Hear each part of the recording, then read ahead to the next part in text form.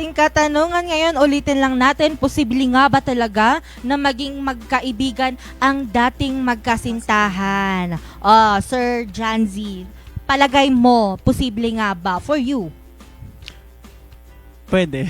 Pwede? May Pwede kaibigan ka ng ano? Naging ex mo? Meron po, meron. Ilan? Isa lang po, isa lang po. Isa lang. Ilan ba ex mo? Isa lang din. Oo. Hindi. Pero ano, bakit? Sa tingin mo, kaya ba?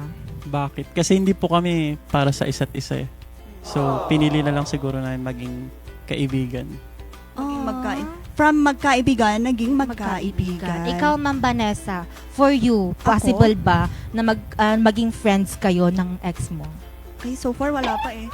Weh, hindi ka naniniwala. Ine-etchos mo ako, Ma'am Vanessa. Ako siguro syempre awkward na. Kasi parang, siguro depende sa sitwasyon. Pag maayos naman kayong naghiwalay, okay siguro. Pwede kayong maging magkaibigan. Pero kapag may mga issues siguro, ganun, parang mas mahirap i-conceal sa isang friendship yung mga pinagdaanan. Oo din. Ganun din naman.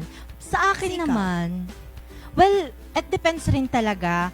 Pero for me, syempre kapag hindi na kayo pwedeng magkaibigan, magkakilala, oo. Kasi ang kaibigan, natatakbuhan mo yan. Kaya nga iniwan mo yung ex mo kasi, di ba, may di ba, may something. So tatakbuhan, siya pa ba ang pupuntahan mo para takbuhan? Pero I think, depende sa'yo kung komportable ka naman na maging kaibigan siya. And at the same time, komportable din yung ex mo, why not? Pero may limitation yon. Magkaibigan pero civil lang kayo. Hindi yung magkaibigan na there's something between meron pa rin, may lamat pa rin. Oo, wag naman. Oo, ayun.